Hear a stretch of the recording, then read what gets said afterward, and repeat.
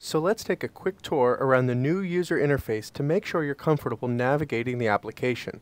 Let's start on the right-hand side of my monitor and look at the new Panels interface.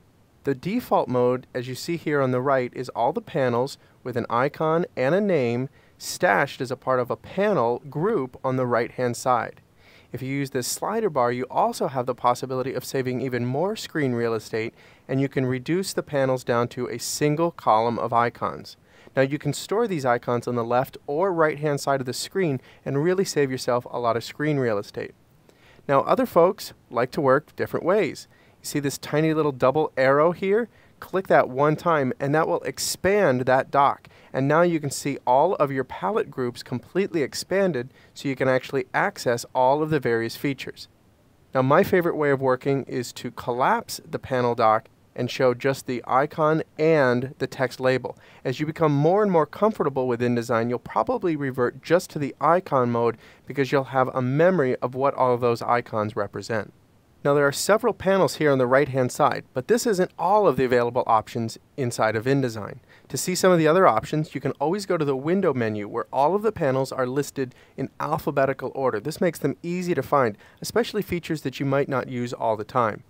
In addition to the alphabetical sorting of the panels, we do have a couple of sub-menus, in this case Object and Layout, which will show you a subcategory, again in alphabetical order, of all of the panels that you might need to use inside of InDesign.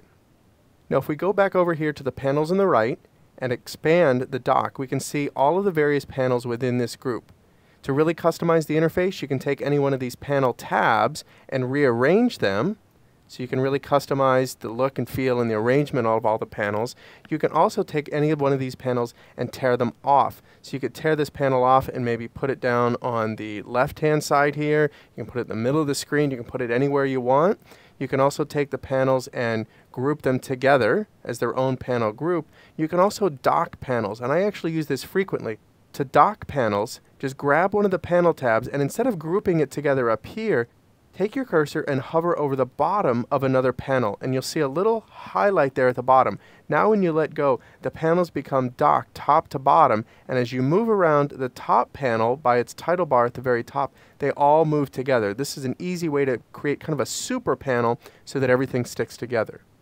So obviously there's lots of ways to rearrange your panels, set them up just how you like, and once you have that custom configuration that you're really fond of, go to the Window menu, to the Workspace area, and you can save and delete custom workspaces. Just choose Save Workspace, give it a custom name, and that will save your custom panel locations. Now I'm going to cancel at this point, and instead of saving my own custom workspace, I'll just show you that we have a couple of others built in. So you have the default workspace. You also have what's new and improved in CS3. I'll click OK because I don't want to save that previous workspace. And that will highlight just what's new. Additionally, we can go to the Workspace menu and choose Printing and Proofing. At this point I'll say don't show again, click OK, and that will rearrange my panels here on the right hand side to show things just related to printing and proofing, like the separations preview, flattener preview, effects, trap presets, attributes, and so on, all in one nice consolidated workspace that's focused just on the task at hand. Now for the rest of these lessons, I'm going to go back to the Window menu, choose Workspace, and I'll choose Default Workspace. That way we're all looking at the same interface. Now let me grab one of these panels here on the right-hand side, such as the Character panel, and pull that out because I want to show you a couple of other advanced features that will help you navigate and manage your palettes a little bit more effectively. Now to minimize a panel, that is to let it take up as little room as possible, just click this minus mark here and that will collapse this just so we can see the tab writer. We'll click it again to expand it, and a couple of other things to note about panels. There are sometimes more options than you can initially see. So there's a little double triangle right here to the left of the panel label.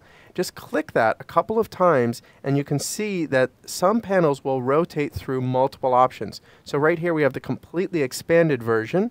Click it again, that's kind of the normal version, and then we also have the minimized version. So if you're looking for a feature and you can't find it, you might just need to expand the panel to see all of the options. Another aspect of working with panels is the panel flyout menu. Right here on the right hand side of the panel, just click and hold, and virtually all panels have a flyout menu. Essentially, we have some of the more advanced or obscure commands out here, so if you're looking for something, can't find it, check this out here in the panel menu. Now I'm going to take this character panel, dock this back here on the right, and let's take a look at the Pages panel, because there's another aspect to working with panels that you need to know, and that is options. Not all of the panels, but some of them have extra options at the very bottom of their panel menu. So in this case, the Pages panel has panel options, and if we choose that, we have several ways to customize the interface here. So we could change the size of thumbnails from extra small all the way up to extra large. We could show them vertically in a column, or if we can disable that, then we have all of the pages horizontally and then vertically, really giving us a lot more access to pages of maybe a really long document that we're working on.